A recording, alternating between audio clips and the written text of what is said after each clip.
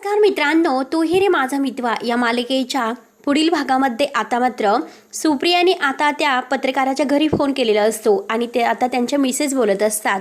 तेव्हा आता त्या पत्रकारांच्या मिसेसने आता सुप्रियाला सांगितलेलं असते की माझे मिस्टर आहे तर ते 2 वर्षापूर्वीच वारले।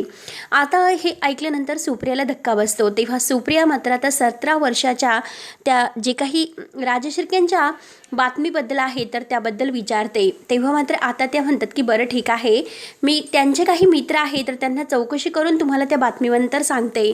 आणि त्या बातमीनंतर तर आता आमची खूप भरभराट झाली होती, कारण आमच्या घरी पहिल्यांदा नवीन स्कूटर आली होती आणि त्यानंतर आमचं खूप छान होत गेलं।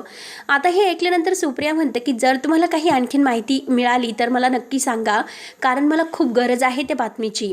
आता फोन ठेवल्यानंतर आता इकडे आकाशने ईश्वरीला सांगितलेलं असते की नम्रताच्या लाऊड किचनमध्ये जो प्रॉब्लेम झालेला आहे तर त्यासाठी अर्णवने मला पाठवलेलं होतं आणि आता सगळी जबाबदारी मला अर्णवने त्यांची घेण्यासाठी सांगितले। आता हे ऐकून ईश्वरीला आनंद वाटतो, कारण इतकं सगळं होऊन सुद्धा अर्णव सरांनी नम्रताताईची आता आईची आणि बाबांची काळजी सोडलेली नाही।